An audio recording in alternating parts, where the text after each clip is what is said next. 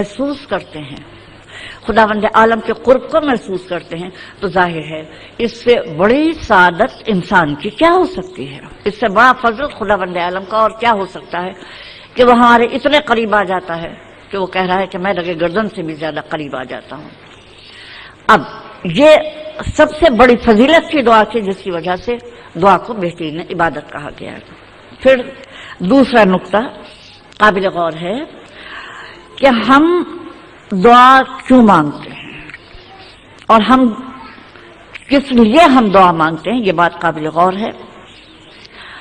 تو اب دعا کے پیچھے محرکات کیا ہوتے ہیں، دعا کے پیچھے محرکات کیا ہوتے ہیں، تو ہم یہ دیکھتے ہیں دعا ہم اس لیے مانگتے ہیں، اس یقین کے ساتھ مانگتے ہیں کہ جس سے دعا کر رہے ہیں وہ قبول کرنے والا ہے، اس کی رحمت پر اعتماد کر کے دعا مانگ رہے ہیں۔ اگر ہمیں یہ یقین ہو جائے کہ ہم اس کے سامنے دعا کرتے رہیں، وہ ہماری کوئی حاجت پوری نہیں کرنے والا، وہ وہی کرے گا جو اس نے مقدر کر دیا ہے، تو پھر ہمارے دعا کرنے کا جذبہ ختم ہو جائے۔ لیکن جب بھی ہمیں ضرورت ہوتی ہے ہم اسی سے دعا مانگتے ہیں، اس کے سامنے جاتے ہیں، تو اس کا مطلب ہے ہمیں اس کی رحمت پر یقین ہوتا ہے، اور جتنا ہم اس کے سامنے دعا کرتے ہیں ہمارا یقین پختہ ہوتا چلا جاتا ہے۔ تو دیکھیے پہلا قرب الہی کا احساس تھا، دوسرا اس کی رحمت پر یقین پیدا ہوتا چلا جاتا ہے۔ صلوات بر محمد علیہ۔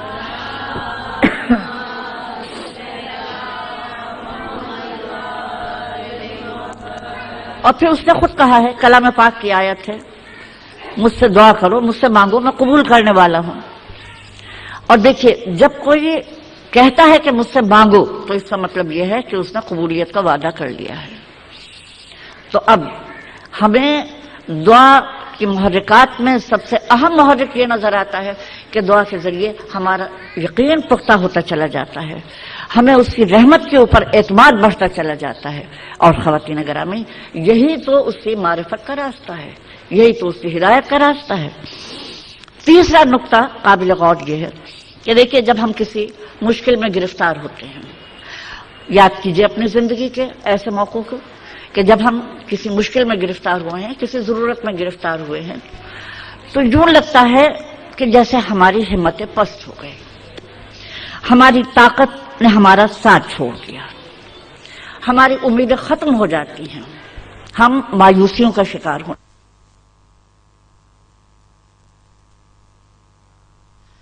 قابل غور بات ہے، جیسے میں عرض کر رہی تھی اپنی زندگی کے تجربات کو دہرانے کی کوشش کیجیے کہ اس وقت دعا کے ذریعے جب ہم دعا کرتے ہیں تو ہمیں اپنے اندر طاقت بھی محسوس ہوتی ہے، ہمارے حوصلہ بھی بلند ہو جاتا ہے، ہمیں اللہ سے امید بھی پیدا ہو جاتی ہے۔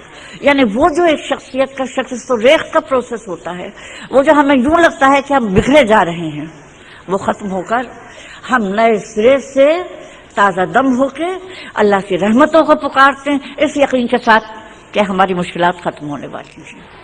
تو یہ دعا کا پروسیس ہماری بکھرتی ہوئی شخصیت کو مجتمع کر لیتا ہے، ہمیں نئی ہمت عطا کرتا ہے، ہمیں طاقت عطا کرتا ہے، ہمیں مایوسیوں کے اندھیروں سے نکالتا ہے، اور یہ جو ہمیں تبدیلی آتی ہے، جو اچانک تبدیلی آتی ہے، دیکھیے یہ تبدیلی ایسی ہے کہ جسے ہم بھی محسوس نہیں کرتے، بلکہ ایک عیسائی فزیشین ہے الیکسس کیرول، اس کا بڑا خوبصورت مقالہ ہے دعا پر، اس نے خود یعنی دعا کا جو تجربہ کیا ہے بحیثیت ایک ڈاکٹر کے، مسلمان نہیں ہے، اپنے مریضوں کے درمیان یعنی جو ظاہر کے مریضوں کے علاج کے دوران اس نے مریضوں میں جو تبدیلی آتے دیکھی دعا کے ذریعے، تو وہ یہ لکھتا ہے کہ دعا کے بعد میں نے یہ دیکھا کہ مریض ایک عجیب سکون سے لبریز ہو جاتا ہے، اور یہ سکون کا نور اس کے چہرے پہ نظر آنے لگتا ہے۔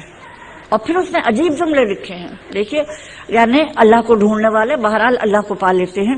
اس نے لکھا کہ یوں لگتا ہے جیسے دعا کے دوران انسان اللہ تک پہنچ جاتا ہے اور اللہ انسان میں سما جاتا ہے۔ صلوات پر محمد علیہ۔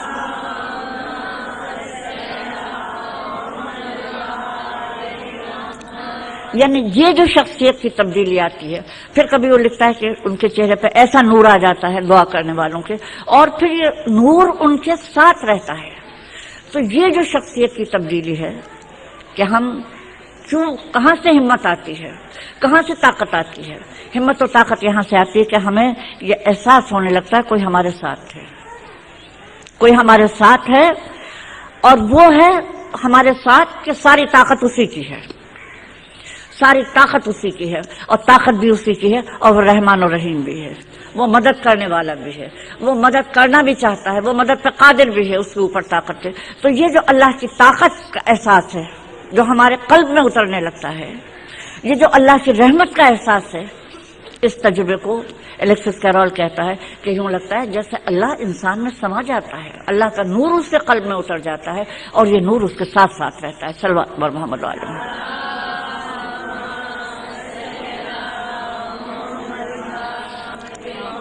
ایک اور موقع پہ اس نے لکھا کہ دعا دراصل کائنات کے روحانی مرکز سے رابطے کا نام ہے، یعنی دعا کا مطلب یہ ہے کہ ہم نے جو کائنات کا روحانی مرکز ہے، جو خداوند عالم کی ذات ہے، ہم نے اس سے اپنا رابطہ پیدا کر لیا۔ اب اس سلسلے میں میں امام جعفر صادق علیہ الصلوۃ والسلام کا ایک واقعہ بیان کروں گی۔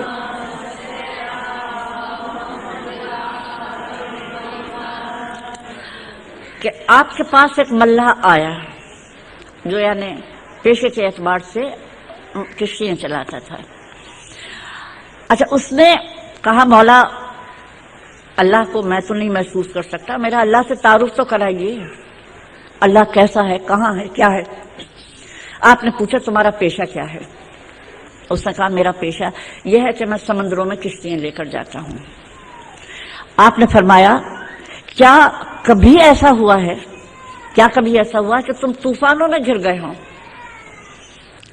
اس نے کہا مولا ایک دفعہ ہوا تھا ایسا کہ شدید بارش تھی اور ہم سمندر کی موجوں کے درمیان گر گئے تھے۔ اب خواتین گرامی قابل غور بات ہے، تو آپ نے پوچھا کہ پھر تم نے کیا محسوس کیا؟ وہ کہتا ہے میں نے یہ محسوس کیا کہ اب جان بچنے والی نہیں ہے، اس لیے کہ میری زندگی بچنے کے کوئی اسباب نظر ہی نہیں آتے تھے، اور مجھے یوں لگتا تھا کہ میں چند لمحوں میں غرق ہونے والا ہوں۔ آپ نے پوچھا لیکن کیا تم نے یہ محسوس نہیں کیا کہ ان تمام مایوسیوں کے باوجود کوئی سہارا ہے جو تمہیں ساحل کی طرف جانے کی جدوجہد پہ اکسا رہا ہے؟ یعنی دیکھیں اگر انسان بالکل مایوس ہو جائے تو جدوجہد چھوڑ دے اور اسی وقت ڈوب جائے، نہیں، اس کے باوجود تم نے جدوجہد کی۔ تم نے کیوں جدوجہد کی؟ اس لیے کہ تمہیں یہ امید تھی کہ کوئی تمہاری زندگی کا بچانے والا ہے۔ اور پھر مولا فرماتے ہیں نہ سمجھ وہی تو خدا کی ذات تھی۔ صلوات پر محمد علیہ۔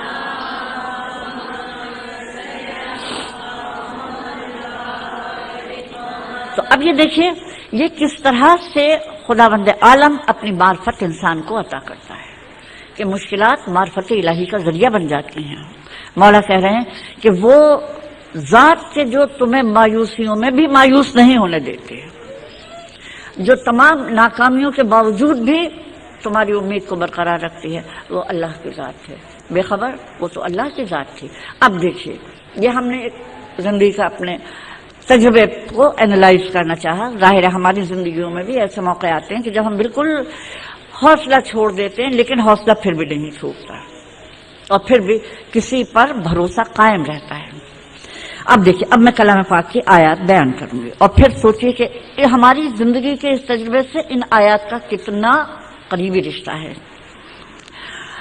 کہ پھر جہاں خداوند عالم کہہ رہا ہے اے رسول پوچھو ان سے کہ خشکی اور تری کی تاریکیوں میں تمہیں کون نجات دیتا ہے؟ پوچھو ان سے۔ اب ہم اپنے دل سے پوچھیں کہ خشکی اور تری کی تاریکیوں میں کون نجات دیتا ہے، جبکہ یہ گڑ گڑا کے دعا مانگتے ہیں کہ خداوندہ اب کے ہمیں بچا لے تو ہم تیرے شکر گزار بندے بن جائیں گے۔ صلوات پر محمد۔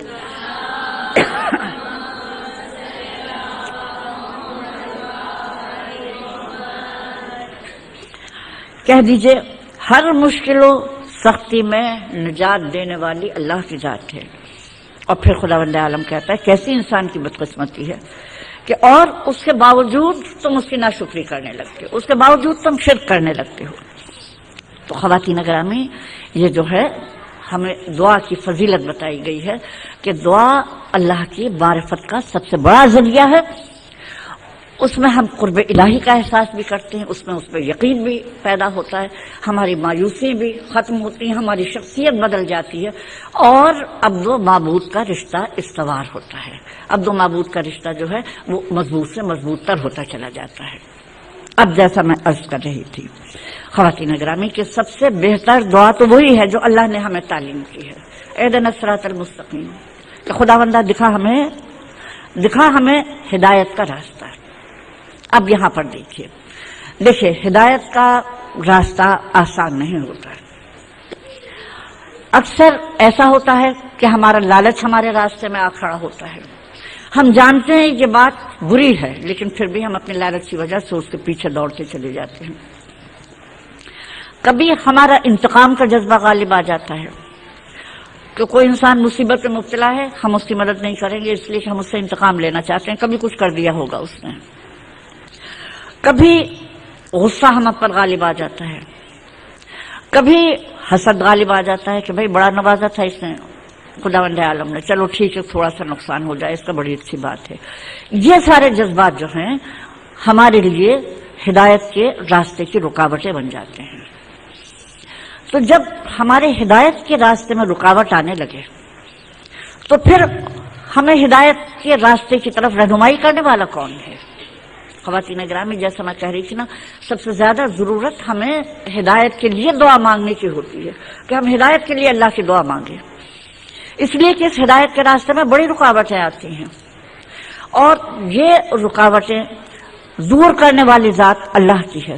اور اس طرح سے اللہ ہماری رکاوٹیں دور کرتا ہے اس ہدایت کے راستے کی کہ جب ہم سوچیں کہ ہم کیا سوچ رہے ہیں، ہم کیا کر رہے ہیں، ہم انتقام لینا چاہتے ہیں، ہم اس راستے کی طرف جانا چاہتے ہیں، یہ تو اللہ کا ناپسندیدہ راستہ ہے. اللہ تو ہمارے قریب ہے، اللہ ہمارے قریب ہے، وہ دیکھ رہا ہے، وہ سن رہا ہے، وہ ہمارا حساب لینے والا ہے. تو